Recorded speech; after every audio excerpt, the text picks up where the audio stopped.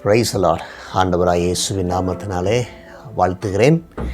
இந்த நாளிலே ஆண்டவர் நமக்கு திறக்க போகிற 8வது வாசல் இந்த ஆண்டு. இதோ திறந்த வாசலை உனக்கு முன்பதாக வைக்கிறேன் என்று சொன்ன ஆண்டவர் இந்த ஆகஸ்ட் மாதத்திலே 8வது மாதத்திலே ஆண்டவர் நமக்கு திறக்க போகிற 8வது கதவுகளை நாம் இன்றைக்கி பார்க்க போகிறோம். ஆதியாகமம் 47ஆம் அதிகாரம் 12வது வசனத்தை நாம் வாசிக்க கேட்போம்.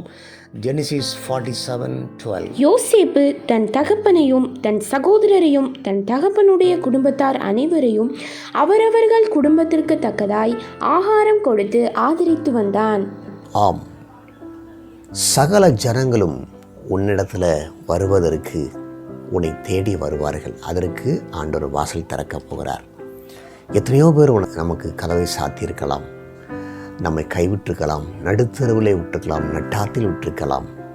ஆனால் அவர்கள் எல்லாம் நம்மிடத்தில் வந்து அவர்கள் நம்மை தேடி வருவதற்கு ஆண்டவர் அப்படிப்பட்ட ஒரு கதவை திறக்கப் போகிறார். சொந்த பந்தங்கள் விசேஷமாக ஆண்டுடைய பரிசுத்த நாம் மேம்படுவதாக. இந்த ஆதியாகமம் 47ஆம் அதிகாரம் 2ஆம் வசனத்திலே யோசேப்பு உடைய வாழ்க்கையை நாம் பார்க்கிறோம். என் அன்பு தேவஜனமே, யோசேப்பு தன்னுடைய சகோதரர்களால் பகைக்கப்பட்டு வெறுக்கப்பட்டு விற்கப்பட்டு தகப்பனிடத்தில் வந்து அவர்கள் வேறு காரியத்தை, உண்மைக்கு மாறான காரியத்தை சொல்லி இப்படிப்பட்ட காரியங்களாம் செய்தார்கள். பல வருஷங்கள் யோசேப்பு பல பாடுகள் கடந்து வந்தார். முடிவில் பார்த்தீங்கன்னா அவர்கள் எல்லோரும், அத்தனை குடும்பம் முழுவதும், கிட்டத்தட்ட தாய் தகப்பன் சகோதரர்கள் குடும்பங்கள் எல்லாம் யோசேப்பு இடத்துல வந்தார்கள். என் அன்பு தேவஜனமே, இதைத்தான் நாம் பார்க்க போகிறோம். ஒருவேளை இந்த நாட்களிலே சொந்தக்காரர்களால் நீங்கள் வெறுக்கப்பட்டு ஒதுக்கப்பட்டு தள்ளப்பட்டு நிந்திக்கப்பட்டு அவமானப்படுத்தப்பட்டு இருக்கலாம். இன்றைக்கி பல நெருக்கங்களை வாழ்ந்து வரலாம். இயேசுவை ஏற்றுக்கொண்டவர்கள் பல பாடுகளை சகிக்க வேண்டியிருக்கிறது. அப்படிப்பட்ட நிலைமையில் நீங்கள் இருக்கலாம். பயப்படாதிருங்கள். ஆண்டவராய் இயேசு கிறிஸ்துவின் நாமத்தினாலே கண்டிப்பாக ஒரு அற்புதம் நடக்கும். அவர்கள் எல்லாம் நம்மை தேடி வந்து, எப்படி யோசேப்பினுடைய வாழ்க்கையிலே அவனை தேடி வந்தார்களோ அதே போல் உங்களை தேடி வந்து நீங்கள் ஆசீர்வாதமாக இருக்கும்படி இந்த மாதம் உங்களுக்கு ஒரு அற்புதத்தை செய்வார். ஆண்டவருடைய பரிசுத்த நாமம் மகிமைப்படுவதாக. குறிப்பாக இந்த யோசேப்பு உடைய வாழ்க்கையிலே அவனுடைய சகோதரி எல்லாரும் அவனை தேடி வருவதற்கான அப்படி ஆண்டவர் ஒரு வாசலை திறப்பதற்கு காரணம் என்ன அப்படின்னு சொல்லி பார்த்தீங்கன்னா, யோசேப்புடைய ஆண்டவர் திறப்பார். ஆனால் யோசேப்புக்கு இருந்த சில காரியங்களை நாம் இன்றைக்கி பார்க்க போகிறோம். முதலாவது, அவனுடைய வாழ்க்கையில் சகிப்புத்தன்மை இருந்தது. சகல ஜனங்களும் நம்மை வெறுக்கும் பொழுது, நம்மை ஒதுக்கும் பொழுது, அவர்கள் நம்மை தேடி வந்து நாம் அவர்களுக்கு ஆசீர்வாதமாக இருப்பதற்கு நாம் என்ன செய்யணும்னு கேட்டிங்கன்னா, முதல்ல நம்முடைய வாழ்க்கையில் சகிப்புத்தன்மை வேணும். யோசேப்பினுடைய வாழ்க்கையில் ஆண்டவர் பல நெருக்கங்கள் பாடுகள் வழியாக நடத்தினார். அதையெல்லாம் அவன் சகித்தான். தேவனுடைய மனுஷனே, நீயோ தீமையை சகித்துக்கொள், எல்லாவற்றையும் சகித்துக்கொள் என்று பவுல் தீமோத்தேயுக்கு எழுதுகிறார். பாருங்கள், இப்போ படிப்படியாக யோசேப்பினுடைய வாழ்க்கையில் அவன் கடந்து வந்த பாதைகள். முதலாவது, அவன் தகப்பனை விட்டு பிரிக்கப்படுகிறான். அப்பாட்ட ரொம்ப செல்லமாக இருந்தவன் இப்பொழுது அப்பாவை விட்டு பிரிக்கப்படுகிறான். தான் விரும்பி உண்ண உணவு இப்போ உண்ண முடியாதபடி தனியாக காட்டுக்குள்ளே இருக்கிறான். தன்னுடைய ஆடை, அருமையான பலவர்ண ஆடை, அதை கலத்துகிறார்கள். ஆண்டவருக்கு ஸ்தோத்திரம். இப்போது குடும்பத்தை விட்டாச்சு, அம்மா அப்பாவை விட்டாச்சு, தான் விரும்பி உண்ணுகிற உணவு விட்டாச்சு, தான் விரும்பி அணிகிற ஆடையை விட்டாச்சு, எல்லாத்தையும் விட்டாச்சு. ஏமேன். ஒரு காரியம் சொல்லுவாங்க, the more you detach from the world, the more you attach to God. நீ இந்த உலகத்தில் எவ்வளவுக்குள்ள உலகத்தை விட்டு பிரிந்து, உலகத்தின் காரியத்தை விட்டு பிரிந்து இருக்காயோ அந்த அளவு நீ தேவனோடு நெருங்கி இருப்பாய். அப்படிங்கிற மாதிரி காரியத்திற்காக ஆண்டவர் இந்த மாதிரி காரியங்களை அனுமதிக்கிறார். கர்த்தருக்கு ஸ்தோத்திரம். இந்த உலகத்தின் மீது ஒருவன் அன்பு கூர்ந்தால் அவனிடத்தில் பிதாவின் அன்பு இல்லை. ஆமென். கர்த்தருக்கு ஸ்தோத்திரம். குறிப்பாக மத்தேயு 19ஆம் அதிகாரம் 29ஆம் வசனத்தை வாசித்து பார்த்தீங்கன்னா, அவனுடைய வாழ்க்கையில் இயேசு கிறிஸ்து தன்னை பின்பற்றி வந்த சீசரிடத்தில் வந்து சொன்னார். சீசர்கள் சொன்னாங்க, எல்லாவற்றையும் விட்டுட்டு உண்மை பின்பற்றிடுவோமே, என்னை பின்பற்றி வா என்று சொன்னோன்னே பேதுரு கலிலேயா கடற்கரையில் தகப்பன் படவையும் வலைகளையும் விட்டுவிட்டு இயேசுக்கு பின்பற்றுகிறான். பல வருஷங்கள் ஆயிடுச்சு. இப்போ ஆண்டவர்கிட்ட கேட்குறான், எல்லாத்தையும் விட்டுட்டு உண்மை பின்பற்றுகிறோமே, என்ன தருவீர்? அப்பொழுது இயேசு என்ன சொன்னார்? என் நாமத்து நிமித்தம் தன் வீட்டையாவது, தன் மனைவியாவது, தன் மகளையாவது, தன் தாயாவது, தகப்பனையாவது விட்டவன் எவனும் என்ன ஸ்தோத்திரம் நூறத்தனையாய் அத்தனையும் பெறுவான், மறுமையிலே நித்திய ஜீவனை பெற்றுக்கொள்வான் என்று இயேசு சொன்னார். வாசித்து பாருங்கள், மத்தேயு 19:29. என் நாமத்து நிமித்தம் வீட்டையாவது, சகோதரரையாவது, சகோதரிகளையாவது, தகப்பனையாவது, தாயையாவது, மனைவியையாவது, பிள்ளைகளையாவது, நிலங்களையாவது விட்டவன் எவனோ அவன் நூறத்தனையாய் அடைந்து நித்திய ஜீவனையும் சுதந்தரித்துக் கொள்வான். ஆம், என் அன்பு தேவஜனமே, பார்த்தீங்களா? அப்போ இயேசுவுக்காக இந்த நாட்களில் ஒரு குடும்பத்தில் எல்லாரும் பாவிகளாக இருக்கிறாங்க, இயேசு அறியாதவங்களாக இருக்கிறாங்க. அவங்க எப்படிப்பட்ட பின்னணி, எப்படிப்பட்ட கொள்கை உடையவர்களாக இருந்தாலும் சரி, ரட்சிக்கப்படாத ஒரு வீட்டில் ஒரு நபர் ரட்சிக்கப்படுவார்களானால், இயேசுவை ஏற்றுக்கொண்டு பைபிள் வாசித்து ஜெபம் பண்ணி இயேசு பின்பற்ற ஆரம்பிப்பார்களானால், அவர் அந்த இயேசுவின் நிமித்தம் அந்த நபர் குடும்பத்தில் உள்ள அத்தனை பேராலும் பகைக்கப்படுவார், அத்தனை பேராலும் வீட்டை விட்டு வெளியேற்றப்படுவார், அத்தனை ஊரை விட்டு விலைக்கு வைக்கப்படுவார்.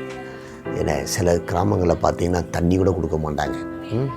அது வேலைக்காரி, அவளுக்கு ஒன்றுமே கொடுக்கக்கூடாது என்று ஒதுக்கி வைப்பார்கள். அநேக பிரச்சனைகள் ஏற்பட்டிருக்கிறது. என்னோடு கூட கல்லூரியில் படிக்கிற மாணவர்கள் கூட நிறைய பேர் இயேசு அறியாத குடும்பத்திலிருந்து, இந்த ஒரு நபர் மட்டும் இயேசு அறிந்த உடனே குடும்பத்தில் எல்லாரும் இகழ்ந்து, குடும்பத்தில் எல்லாரும் வெறுத்து, குடும்பத்தில் எல்லாரும் பகைத்து அவர்களை ஒதுக்கிய நிலைமையிலே பணம் இல்லாமல் அவர்கள் 2-3 துணிமணியோடு வந்து இறங்குவார்கள். மிகவும் கஷ்டப்பட்டு, கர்த்தருக்கு ஸ்தோத்திரம், பல நெருக்கங்கள் இருப்பார்கள். பல் துலக்குவதற்கு கூட பேஸ்ட் இல்லாமல், ப்ரஷ் இல்லாமல், செங்கலை உரசி அதை எடுத்து அவர்கள் பல் துலக்குவார்கள். அப்படிலாம் கடுமையான கஷ்டங்கள் படுவார்கள். உதவி செய்ய யாருமே இல்லாமல். இயேசு சொன்னார், என் நாமத்து நிமித்தம் சகல ஜனங்களாலும் பகைக்கப்படுவீர்கள். சகல ஜனங்களாலும், சொந்த குடும்பம், தெரு ஜனங்கள் என்று சொந்த பந்தம், நெருங்கிய நண்பர்கள் எல்லாம் நம்மளை வெறுக்கிறாங்க, இயேசுங்கிற ஒரு காரணத்தின் நிமித்தமாக. கொஞ்சம் யோசித்து பாருங்கள், பாவம் செய்து பாருங்கள், ஒரு பெரிய கூட்டமே இருக்கும். வாப்பா மச்சான் வா, ஒரு கிளப்பு போமா என்று சொல்லி அந்த பாவம் செய்கிறதுக்கு ஒரு பெரிய துணை, பெரிய கூட்டம் நம்ம கூட இருக்கும். ஆனால் அந்த பாவத்தை விட்டு விலகும்போது, இயேசுன்னு அவரை பிடிக்கும்போது எல்லாம் நம்மளை விட்டு விலகிடுவாங்க. நடுத்தரில் நட்டாத்தில் விட்டுருவாங்கன்னு சொன்ன மாதிரி ஆயிடுவாங்க. சோர்ந்து போக வேண்டாம். Praise the Lord. ஆமென். இந்த எனக்கு தெரிந்த ஒரு பெரிய ஊழியர், அவர் ஒரு கூட்டத்தில் போய் இயேசு ஏற்றுக்கொண்டு ரட்சிக்கப்பட்டார். வீட்டில் வந்து பைபிள் வாசிப்பார், ஜெபம் பண்ணுவார். அவங்க அப்பா சத்தம் போடுவாங்க, டேய் இந்த மாதிரி பைபிள் ஜெபம்லாம் அலையக்கூடாது அப்படின்னு சொல்லிட்டு. அப்பா இல்லாத நேரமாக பார்த்து வீட்டுக்கு முழங்கால் போட்டு ஜெபம் பண்ணுவார். ஐயோ அப்பா வந்துடக்கூடாது, அது நேரம் ஜெபம் பண்ணுவோம், ஒரு மணி நேரம் ஜெபம் பண்ணுவோம், இயேசுவே இயேசுவே என்று பெற்ற ரட்சிப்பை காத்துக்கொள்ள வேண்டும் என்று சொல்லி அவர் துதிக்க ஆரம்பிப்பார். இந்த வீட்டில் உள்ளவங்க யாருக்குமே விளங்கலை. என்ன இது, நம்ம கோயிலுக்கு போனோமா, தெய்வத்தை கும்பிட்டோமா, வந்தோன்னு இருக்கோம், எதுக்கு இவன் 1 மணி நேரம் 2 மணி நேரம் முட்டு போட்டு ஜெபம் பண்ணுறான்னு சொல்லி ஒருத்தருக்கும் விளங்கலை. வீட்டில் உள்ள எல்லாருமே அந்த நபரை ஒரு மாதிரியாக பார்த்துட்டு இருந்தாங்க. ஒரு நாள் ஜெபம் பண்ணிகிட்டு இருக்கும்போது திடீர்னு தகப்பனார் வந்துட்டார். அப்படியே முடியை பிடிச்சி செவுட்டில் ஒரு ஓங்கி ஒரு அறை வச்சார். பார்க்கலாம், என்னல உன்பாட்டில் ஜெபம் பண்ணிகிட்டு இருக்கிற அப்படின்னு சொல்லி, பைத்தியமாயிராத, அப்படி யாராது இப்படி யாராது என்று சொல்லி அவரை ரொம்ப கொடுமைப்படுத்தியிருக்கிறார். ஏமேன். மாத்திரமல்ல, முழு உலகத்திலையும் இயேசுவுக்காக நிறைய ஜனங்கள் பாடுகள், வேதனைகளை சகித்து கொண்டிருக்கிறார்கள், பாடுகளை பட்டு கொண்டிருக்கிறார்கள். ஆமன். இழக்க நேரிடுகிறது, குடும்பத்தை இழந்து நிற்க வேண்டிய நிலைமை, வீட்டை இழந்து நிற்க வேண்டிய நிலைமை வருகிறது. தோத்திரம். சோர்ந்து போக வேண்டாம். கொஞ்சம் சில வருஷங்கள் கழித்து இந்த நபர் ஒரு பெரிய ஊழியக்காரர் ஆயிட்டார். பெரிய பிரசங்க, இன்டர்நேஷ்னல் ப்ரீச்சர், உலக அளவில் பிரசித்தப்படுத்தக்கூடிய ஒரு ஊழியக்காரர் ஆயிட்டார். ஒரு நாள் அவருடைய மீட்டிங்கில் முடிஞ்ச உடனே திரளான ஜனங்கள் ஜெபிக்க வருவார்கள்.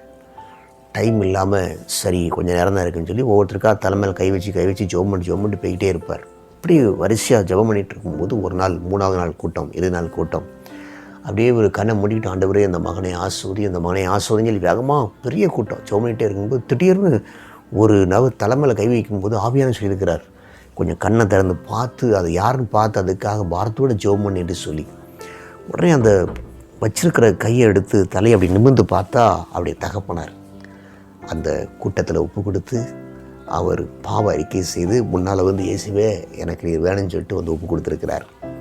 அந்த தகப்பனாரை அன்பு காட்டி தன்னுடைய காரில் ஏற்றி அவர் வீட்டில் கூட்டு போய் சாப்பாடு கொடுத்து அவர் வேண்டிய கனத்தை செய்து, இப்படி பாருங்கள், என் நாமத்து நிமித்தம் தன் தகப்பனை இழந்தவன் எவனும் நூறத்தனையாய் திரும்ப பெறுவான் என அவ்வளவு ஆண்டவர் ஆசீர்வாதத்தை வச்சிருக்கிறார்.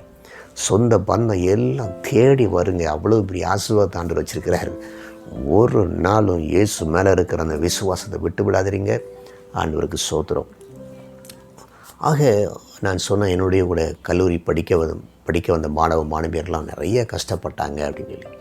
ஆனால் நாளடைவில் அவர்கள் ஆஸ்வதிக்கப்படும் பொழுது முழு சொந்த பந்தத்துக்கே இந்த நபர் தான் அவங்களுக்கு ஆஸ்வாதமாக இருப்பாங்க. அந்த அளவு இவர்களை ஜெபித்து அவங்க சுகம் பெறுறாங்க. இவர்கள் உதவி செய்து அவர்கள் உதவி பெறுகிறார்கள். அந்த ஸ்தானத்துக்கு ஆண்டவர் கொண்டு போயிடுவார்.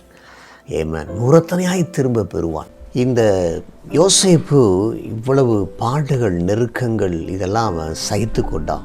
இன்றைக்கி நாம் சில காலங்கள் சகிப்போம், சில காலங்கள் மாத்திரமே நாளொன்று வரும். அன்னைக்கு ஆண்டவர் கோபுரத்தில் வைத்து நம்மை ஆசீர்வதிப்பார், அநேகருக்கு ஆசீர்வாதமாக மாற்றுவார். இரண்டாவது, தேவனுடைய பிரசனத்தை விட்டு விலகாமல் காத்து கொண்டான். ஏசாயா 45:1 வாசித்து பார்த்தீங்கன்னா, ஐசாயா 45:1, கர்த்தராகிய நான் அபிஷேகம் பண்ணின கோரேசுக்கு முன்பாக ஜாதிகளை கீழ்ப்படுத்தி ராஜாக்களின் இடைக்கட்டுகளை அவிழ்க்கும்படிக்கும் அவனுக்கு முன்பாக வாசல்கள் பூட்டப்படாதிருக்க கதவுகளை திறந்து வைக்கும்படிக்கும் அவனை பார்த்து அவன் வலது கையை பிடித்து அவனுக்கு சொல்கிறதாவது, என் தாசனாகிய கோரேசுக்கு முன்பதாக, நான் அபிஷேகம் பண்ணப்பட்ட என் தாசனுக்கு முன்பதாக வாசல்கள் எப்பொழுதும் பூட்டப்படாதிருக்கும், திறக்கப்பட்டிருக்கும். இன்றைக்கி ஆண்டவர் யாருக்கு இந்த சொந்தக்காரங்க எல்லாரும் நம்ம இடத்துல தேடி வரும்படியாக ஒரு வாசலை திறக்கிறாருன்னா, அபிஷேகம் பண்ணப்பட்ட யோசேப்பினுடைய வாழ்க்கையில் அந்த அபிஷேகம் இருந்தது. யோசேப்பை போல தேவனுடைய ஆவியை பெற்றவன் ஒருவன் உண்டோ, அவனுக்குள்ள தேவனுடைய ஆவி இருக்கிறார் என்று சாட்சி சொல்கிறாங்க. போத்திபார் வீட்டில் போத்திபார் சாட்சி சொல்கிறாரு, சிறைச்சாலைக்காரன் சாட்சி சொல்கிறாரு, பார்வோன் ராஜா சாட்சி சொல்கிறாரு. கர்த்தருக்கு ஸ்தோத்திரம். என் அன்பு தேவச்சனமே, வேதம் கூறுகிறது, பரிசுத்த ஆவி உங்களிடத்தில் வரும் பொழுது நீங்கள் பலன் அடைந்து என்று சொல்லப்பட்டிருக்கிறது. பரிசுத்த ஆவியானவர் எதற்கு ஒரு மனிதனுக்கு தேவை என்று சொன்னால், நாம் தியானிச்சோம் பார்த்தீங்களா, இவ்வளவு பாடுகள் உபத்திரவங்களை சகிக்கணும்னு சொல்லிட்டு. இந்த பாடுகள் உபத்திரவங்கள் காலங்களில் இந்த ஆவியானவர் நம்ம கூட இருந்து பலனையும் ஆறுதலையும் தந்து உற்சாகம் தந்து நடத்தி கொண்டே வருவார். நீ பெற்ற ஆவியின் வரத்தை அனல் மூட்டி எழுப்பிவிடு என்று சொல்கிறார். இந்த பெற்ற அபிஷேகத்தை அப்பா நம்ம ஒவ்வொரு நாளும் அனல் மூட்டி எழுப்பணும். நல்லா துதித்து தேவனை மகிமைப்படுத்தி ஆவிர நிறைந்து ஜெபிக்கிற ஜனங்களோடு இணைந்து ஜெபம் பண்ணி இந்த பரிசுத்த ஆவியின் அபிஷேகத்தை காத்துக்கொள்ளணும். இவர் தான் உள்ளே இருந்து ஒவ்வொரு நேரமும் தட்டி தட்டி எழுப்பி, பகைகள் வருகிறது, வெறுப்புகள் வருகிறது, புறங்குறுதல் வருது. நம்ம பார்த்திங்கன்னா, இவ்வளவு தான் இந்த உலகத்தில் சோதனைகள் வேதனைகள் வந்தாலும் நம்ம மாம்சத்தில் வாழ்ந்துட்டுருக்குறோம். ஏன்னா நம்முடைய சரீரத்தில் மண்ணிலிருந்து உண்டாக்கப்பட்ட இந்த சரீரத்தில் வாழ்ந்துட்டு இருக்கிறதுனால நம்ம எவ்வளோ தான் தாங்க முடியும்? மனுஷனுக்கு நேரிடுகிற சோதனை இல்லாமல் வேறே சோதனை நேரிடுகிறது இல்லை. ஏன்னா ஆனாலும் எவ்வளவு சோதனை வந்தாலும் சில நேரங்களில் நம்மளால் தாங்க முடியாது, சகிக்க முடியாது. படுக்கையில் கண்ணீரில் இருப்போம், உலகத்துக்கு தெரியாது. கர்த்தருக்கு ஸ்தோத்திரம். அவ்வளவு வேதனையாக இருப்போம், சகிக்க முடியாமல் மனதளவில் குழம்பி போய் ரொம்ப வேதனையோடு வாழ்ந்துக்கிட்டு இருப்போம். ஆனால் யோசேப்பினுடைய வாழ்க்கையில் பாருங்கள், வேதம் கூறுகிறது, அவனுடைய பிராணன் இரும்பில் அடைப்பட்டிருந்தது, ஈட்டி அவன் நெஞ்சை பிளந்தது. அவ்வளவு பயங்கரமான உபத்திரம், பயங்கரமான பாடுகள். தோத்திரம்.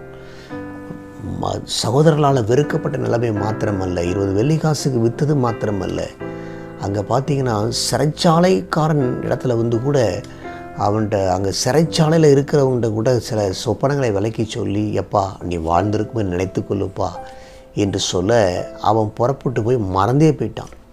2 வருஷம் கழித்து நினைவு கூர்ந்தான். அது வேற ஒரு பழமொழி சொல்லுவாங்க, உப்பிட்டவரை உயிருள்ளவரை நினை என்று சொல்லி. இப்படியெல்லாம் நமக்கு நினைக்காமல் நம்ம சில பேர் வாழ்ந்திருக்கும் போது நம்ம நினைவு கூறாமலாம் போயிடுவாங்க. சோர்ந்து போக வேண்டாம். தோத்திரம். இந்த காலகட்டங்களில் இந்த உபத்திரவங்களையும் பாடுகளையும் சகிப்பதற்கு நமக்குள்ள வாசமாக இருக்கிற பரிசுத்த ஆவியானவர் ஒவ்வொரு நாளும் தட்டி தட்டி எழுப்புவார். வார்த்தையை தந்து பலப்படுத்துவார். பயப்படாதே, கலங்காதே, இன்னும் கொஞ்ச நாள் தான், இன்னும் கொஞ்சம் தூரம் தான், இன்னும் கொஞ்சம் மாதங்கள் தான் என்று சொல்லி தட்டி தட்டி எழுப்பி அவன் உள்ளான மனுஷனை நாளுக்கு நாள் பொரிதாக்கி அவருடைய சாயலுக்கு ஒப்பாக மாற்றி இந்த பரிசுத்த ஆவியானவர் நம்மை பலப்படுத்தி மன ஆறுதலை தந்து வசனத்தின் மூலமாக பேசி ஊழியக்கார மூலமாக ஆறுதலைப்படுத்தி நடத்தி கொண்டே போவார். ஜெயத்தின் பாதை, வெற்றியின் பாதை என்பதை மறந்து விடாதிருங்கள். ஆண்டவருக்கு ஸ்தோத்திரம் உண்டாவதாக. மூன்றாவது, யோசேப்பினுடைய வாழ்க்கையில் பார்த்தீங்கன்னா ஆதியாகமம் 45:5 வாஸ்து கேட்போம். ஜெனிசிஸ் 45:5. என்னை விடத்தில் வரும்படி விற்று போட்டதினால் நீங்கள் சஞ்சலப்பட வேண்டாம். ஜீவரட்சணை செய்யும்படிக்கு தேவன் என்னை உங்களுக்கு முன்னே அனுப்பினார். ஆமென். Praise the Lord. இந்த யோசேப்புடைய வாழ்க்கையில் பார்த்தீங்கன்னா அவர் சொல்றார் பாருங்க, நம்ம எல்லாரும் உயிரோடே காக்கும்படிக்கு ஜீவரச்சனை செய்யும்படிக்கு தேவன் என்னை முன்னக்கூட்டியே அனுப்பினார். இதை யோசேப்பினுடைய வாழ்க்கையில் அவனுக்கு இந்த பரிசுத்த ஆவியான சகிச்சு கொண்டு பரிசுத்த ஆவியானுடைய பலத்தில் இருந்ததுனால அவன் வாழ்க்கையில் சாட்சியின் வாழ்க்கை இருந்தது. என்ன சாட்சியின் வாழ்க்கை? யாருக்கும் தீங்கு செய்யலை, யாருக்கும் இடல உண்டாகும்படி பேசலை, யாருக்கும் எந்த விதமான பாரமாக இல்லை. அவன் ஒதுங்கி கொண்டே வாழ்ந்து வந்தான். ஆனால் இந்த இடத்துல பார்த்தீங்கன்னா மனப்பூர்வமாக அந்த சகோதரர்களை மன்னிக்கிறான் பாருங்கள். இந்த இப்பொழுது எகிப்தில் பஞ்சம் உண்டாயிருச்சு, உலகமெல்லாம் பஞ்சம் உண்டாயிருச்சு. கானான் தேசத்திலிருந்து அந்த யோசேப்புடைய சகோதரர்கள் எல்லாரும் இங்கே வந்து சாப்பாடு கிடைக்குன்னு சொல்லிட்டு வாங்க வந்தாங்க. தன்னை யோசேப்பு வெளிப்படுத்தும் பொழுது அவன் கட்டி பிடிச்சி அழுகிறான். நான் தான்பா அவங்க இளைய சகோதரன் யோசேப்பு என்று சொல்லும் பொழுது அவங்க பயந்து நடுங்கிறாங்க. நம்மளை இன்னும் பண்ணிடுவானோ அப்படின்னு சொல்லிட்டு பயந்து நடுங்கிறாங்க. ஆனால் யோசேப்புக்குள் இருக்கிற அந்த மன்னிக்கும் மனது, நேசிக்கும் மனது என ஒரு காரியம் சொல்லுவாங்க. அதாவது நன்மைக்கு நன்மை செய்தல். கல்யாண வீட்டில் மொய் வைப்பாங்க. கார்டு கொடுத்த உடனே நம்ம வீட்டில் நோட்டை எடுத்து இவங்க இவ்வளோ மொய் வச்சுருக்கிறாங்களா, நம்ம அவ்வளோ மொய் வைப்போம் என்று சொல்லி நன்மைக்கு நன்மை செய்தல். அப்புறம் சில பேர் பார்த்திங்கன்னா தீமைக்கு தீமை செய்வாங்க. ஒரு அடி அடித்தா அவனுக்கு திரும்ப அதே அடியை கொடுப்பாங்க. ஏன்னா தீமைக்கு தீமை செய்தல். அடுத்தது நன்மைக்கு தீமை செய்வாங்க. அது மாதிரி கொடூரம் எதுவுமே கிடையாது. நன்மை செஞ்சுருப்பாங்க, அவனுக்கு தீமை செய்வாங்க. 4வது தீமைக்கு நன்மை செய்வாங்க. அதான் பைபிள் சொல்லுது, தீமையை நன்மையால் வெல்லு. இது தெய்வீக குணம். இதை ஆண்டவர் உங்களுக்கு தருவாராக. இது யோசேப்பு செய்தார் பாருங்க. இந்த நீங்கள் எனக்கு தீமை செய்ய நினைத்தீர்கள், ஆனால் கர்த்தரோ அதை நன்மையாக முடிய பண்ணினார் என்று சொல்லி அந்த யோசேப்பு சொல்கிறார். அப்போது இந்த நாட்களிலே இப்படி நம்ம ஒரு நல்ல குணம், ஆமன், செய்த தீமைக்கு நன்மை செய்யக்கூடியது இயேசு கிறிஸ்துனுடைய வாழ்க்கையில் நாம் பார்க்கிறோம். அவர் துரோகிகளுக்கும் பாவிகளுக்கும் நன்றி அறிந்த எல்லாருக்கும் அவர் நன்மை செய்கிறார். இப்படிப்பட்ட உள்ளத்தை கர்த்தர் நமக்கு தருவாராக. கர்த்தருக்கு ஸ்தோத்திரம். இந்த சாட்சி வாழ்வு என்று சொல்லும் பொழுது போத்திபார் வீட்டிலையும் பரிசுத்தமாய் வாழுகிறாரு. இந்த தன்னை நினைவு கூறாமல் போய்விட்டான். 2 வருஷம் கழித்து நினைவு கூர்ந்து கூட்டு போகிறான். அந்த இடத்துலையும் சாட்சி, எல்லா இடமும் சாட்சி. இந்த பரிசுத்த ஆவியானவர் நம்மை சாட்சியாக வாழ வைக்கிறது மாத்திரமல்ல, நமக்குள்ளே இருந்து ஞானத்தை கர்த்தர் கொடுக்கிறார். யோசேப்புக்கு சொப்பனத்தை விளக்கக்கூடிய ஞானம், சொப்பனத்தெல்லாம் விலக்கி கொடுத்துட்டு பார்வோன் ராஜா இந்த செழிப்பான 7 வருஷத்தில் தானியங்களை சேர்த்து பஞ்சமான 7 வருஷங்களில் தானியங்களை பண்டசாலையில் இருந்து கொடுக்கும்படி, ஜனங்களுக்கு பங்கிட்டு கொடுக்கும்படி ஞானமும் வேகமுள்ள ஒரு புருஷனை தேர்ந்தெடுத்து ராஜா அதிகாரியாக நியமிக்க வேண்டும் என்று ஆலோசனை கொடுத்துட்டு திரும்பி போக பார்த்தாரு. அப்பொழுது தான் இந்த பார்வன் சொல்கிறான், உன்னை போல வேறு ஒருவன் உண்டோ ஞானம் உள்ளவன். அப்போ ஞானம் உள்ள அந்த ஆவியானவர் கொடுக்கிற ஞானம், தேவன் கொடுக்கிற ஞானம், அதை பயன்படுத்தி கொண்டான். பரிசுத்த ஆவியானவர் நம்மை பலனடைய செய்தது மாத்திரமல்ல, சாட்சியாய் வாழ வைக்கிறார், ஞானமாய் வாழ வைக்கிறார். அப்படி இருந்ததுனால நடந்தது என்ன? இந்த யோசேப்பின் குடும்பம் அங்கே தேடி வந்தார்கள். முழு உலகமும் யோசேப்பின் மூலமாக சாப்பாடு கொடுக்கக்கூடிய அளவில் ஆண்டவர் யோசேப்பை உயர்த்திவிட்டார். குளியில் தூக்கி வீசப்பட்டவன் இன்னைக்கு ஆண்டவர் உயர்த்தி விட்டார். அன்பு தேவச்சனமே, இந்த நாட்களிலும் கூட ஆண்டவராகிய தேவன் நம்மோடு கூட இடைப்பட்டு கொண்டிருக்கிறார். ஆமென். இன்றைக்கி யோசேப்பை போல நம்முடைய வாழ்க்கையில் சகிப்புத்தன்மை வேணும். தேவ ஆவியை விட்டு விலகாமல், தேவனுடைய பிரசனத்தை விட்டு விலகாமல் நம்முடைய வாழ்க்கையை பாதுகாத்து கொள்ளணும். ஸ்தோத்திரம். சாட்சி வாழ்வு, மன்னித்தல், நன்மை செய்தல் போன்ற சாட்சி வாழ்வு நமக்கு வேணும். இந்த 3 காரியத்தை நான் உங்களுக்கு பகிர்ந்து கொண்டேன். அப்படி நீங்கள் உங்கள் வாழ்க்கையில் இருப்பீர்களானால் கண்டிப்பாக உங்கள் வாழ்க்கையில் ஆசீர்வாதம் கிடைக்கும் என்பதில் சந்தேகமில்லை. ஆமென். ஒரு வசனத்தை வாசிப்போம். ஆதியாகமம் 50ஆம் அதிகாரம் 18வது வசனம். பின்பு அவனுடைய சகோதரரும் போய் அவனுக்கு முன்பாக தாழ விழுந்து, இதோ நாங்கள் உமக்கு அடிமைகள் என்றார்கள். ஆமென். Praise the Lord. பாருங்க, பைபிளில் போட்டிருக்கிறது, யாக்கோபு மரித்த உடனே யாக்கோபை அடக்கம் பண்ணிட்டு திரும்ப எகிப்துக்கு வராங்க. இவங்க எல்லாரும் பயந்து போனாங்க. அப்பா இறந்து போனாங்கடா, இனிமேல் யோசேப்பு நம்மளை எல்லாம் ஏதாவது பண்ணிடுவான்னு சொல்லிட்டு அவன்கிட்ட வந்து அடிபணிந்து, வேதம் கூறுகிறது, அவனுக்கு முன்பதாக குனிந்து அடிபணிந்து அப்படின்னு போட்டிருக்கிறது. ஆண்டவர் கொடுத்த அந்த தரிசனம் அப்படியே நிறைவேறுது. உன் சகோதரெல்லாம் உனக்கு முன்பதாக வணங்கி நிற்பார்கள். அவ்வளவு அடிபணிந்து.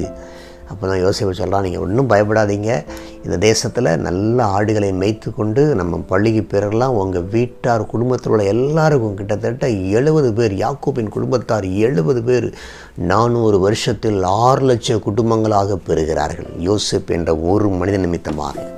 என் அன்பு தேவச்சனமே, இன்றைக்கும் நீங்கள் எல்லாராலும் பகைக்கப்பட்டு உங்கள் சொல்லை ஒருவரும் கேளாமல் உங்களுக்கு எதிர்த்து நிற்கிறவர்களாக இருக்கலாம். ஊரில் உள்ளவர்களும் குடும்பத்தில் உள்ளவர்களும் உங்களை வெறுத்து ஒதுக்கலாம். காலம் ஒன்று வரும், அந்த ஜனங்களெல்லாம் அவங்கள தேடி வருவாங்க. பல நாட்டு மக்கள் உன் நிழல் கண்டு ஓடி வருவார்கள், பாடி மகிழ்வார்கள். உதிக்கிற உன் ஒளிநிடத்தில் ராஜாக்கள் வருவார்கள் என்று வாக்குத்தத்தம் கூறுகிறது. என் அன்பு தேவச்சனமே, இன்றைக்கி யார் யாரெல்லாம் சொந்த பந்தம் உங்களை வெறுத்தார்களோ அவர்களெல்லாம் உங்களை தேடி வருவார்கள். உங்கள் மூலமாகவே அவர்களுக்கு வாழ்க்கையும் கிடைக்கும். ஆமென். Praise the Lord. அன்பு தேவஜனமே, இந்த அருமையான வேளையிலே ஆமென், இயேசுவை நோக்கி பார்ப்போமா?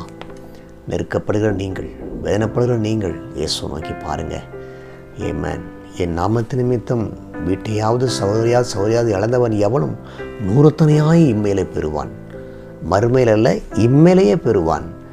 மறுமையிலே நித்திய ஜீவனையும் பெற்றுக்கொள்வான். ஆமென். நம்ம எல்லாரும் கண்களை முடிச்சோம். ஹல்லேலூயா. நல்ல ஆண்டவரே, ஆசீர்வதிக்கப்பட்ட அந்த வேலைக்காய் ஸ்தோத்திரம். உம்முடைய வார்த்தைகளை கேட்டுக்கொண்டிருக்கிற எல்லார் மேலே உம்முடைய ஆவியானவர் பலமாய் இறங்கி வரும்படி ஜெபிக்கிறேன் அப்பா. யோசேப்புக்குள்ள ஆவியானவர் பலத்தையும் சகிப்புத்தன்மையும் கொடுத்து நன்மை செய்யவும் மன்னிக்கவும் கொண்ட நல்ல சாட்சியுள்ள வாழ்வை கொடுத்தாரே, அதே போல் இந்த மாம்சத்தில், இந்த உலகத்தில் பரதேசியாய் வாழுகிற இந்த உலகத்தில் எவ்வளவோ பாடுபடுறோம்ப்பா. எவ்வளவோ தாங்க முடியாத வேதனைகள். அந்த பாடுகள், வேதனைகளை கடந்து வருகிற ஒவ்வொருவருக்கும் இப்பொழுது மாபெரும் அற்புதம் நடப்பதாக. இயேசுவின் நாமத்தினாலே ஒரு தெய்வீக குணத்தை கொடுப்பீராக. குடும்பத்தில் உள்ளவர்களை மன்னிக்கவும், மறக்கவும், ஏற்றுக்கொள்ளவும் அந்த தெய்வீக ஞானத்தை கொடுப்பீராக. ஒழித்த நிமித்தம் எத்தனையோ பேர் ஆண்டவரே பிள்ளைகளை ஆமென் படிப்புக்காக அனுப்பி இவர்கள் பிள்ளைகளை விட்டு பிரிந்திருக்கிறார். ஆனாலும் ஏற்ற காலத்திலே அவர்களை சேரும்படி கர்த்தர் உதவி செய்வீரப்பா. 100 திரும்ப பெறுவீர்கள் என்று சொன்னீரே, அந்த அற்புதம் நடக்கட்டும். ஹல்லேலூயா. இயேசுவை ஏற்றுக்கொண்ட நிமித்தம் உங்கள் வீட்டில் இருக்கிற அத்தனை பேரும் இயேசு அறியாதவங்க. இவ்வளவோ பாடுபடுகிறீங்க, இவ்வளவோ கஷ்டப்படுறீங்க. சோர்ந்து போக வேண்டாம். இப்பொழுது இயேசு கிறிஸ்துவின் ஆறுதலான அப்படி ஆணி பாய்ந்த கரங்களை தொடுகிறது, அரவணைக்கிறது. கண்டிப்பாக கோபுரத்தில் வைத்து உங்களை ஆஸ்வதிப்பார். மற்ற ஜனங்கள் உங்கள் நிழலில் வந்து அவர்கள் ஆறுதல் அடைவார்கள். ஹல்லேலூயா. நன்றி. அப்படி அற்புதம் செய்யப்படுறதுக்காய் ஸ்தோத்திரம். இயேசுவின் நாமத்தினாலே யோசேப்பை போல அந்த மன்னிக்கும் ஸ்பாவங்கள், யோசேப்பை போல ஒரு பரிசுத்தமான ஸ்பாவங்கள், யோசேப்பை போல தீமைக்கு நன்மை செய்கிற ஸ்பாவங்கள், யோசேப்பை போல சகிப்பு தன்மை, பொறுமை ஒவ்வொருவருக்கும் உண்டாவதாக. உறவினர்கள் கூட பிறந்தவர்களாம் தங்களை தேடி வந்து அடிபணிந்து குனியக்கூட அளவில் நீர் உயர்த்த போகிறதுக்காய் உமக்கு நன்றி அப்பா. ஏமேன். உதிக்கிற உன் ஒளி நடத்தில் ராஜாக்கள் வருவார்கள். இயேசு கிறிஸ்துவின் முகத்தின் ஒளி உங்கள் இதயங்களிலே பிரகாசிக்க பண்ணுகிறார். அப்படி செய்வதற்காய் ஸ்தோத்திரம். உங்களுடைய வார்த்தைகளை கேட்ட எல்லாரையும் ஆசீர்வதியும், உங்கள் நாமத்தை மகிமைப்படுத்துங்க. இந்த நாட்களிலே அப்பா இப்படி ஒரு திறந்த வாசல், எங்களை வெறுத்தவர்களெல்லாம் எங்களை தேடி வரக்கூடிய, பகைத்தவர்களெல்லாம் எங்களை தேடி வரக்கூடிய, எங்கள் மேலே கருத்து வேறுபாடு ஏற்பட்டு ஆண்டவரே சச்சரவு ஏற்பட்டவர்களெல்லாம் திரும்பி வரத்தக்கதாய் கர்த்தர் அற்புதம் செய்வதற்காக உமக்கு ஸ்தோத்திரம். இந்த மாதம் நீர் திறந்து கொடுக்க போகிற வாசலுக்காக உமக்கு ஸ்தோத்திரம். இயேசுவின் நாமத்தில் ஜெபிக்கிறோம் எங்கள் நல்ல பிதாவே, ஆமென். நம்முடைய கர்த்தராகிய இயேசு கிறிஸ்துவினுடைய கிருபையும் பிதாவாகிய தேவனுடைய அன்பும் பரிசுத்த ஆவியினுடைய ஐக்கியமும் நம் அனைவரோடும் என்றும் இருப்பதாக. ஆமென். God bless you. கர்த்தர் உங்களை ஆசீர்வதிப்பாராக. ஆமென்.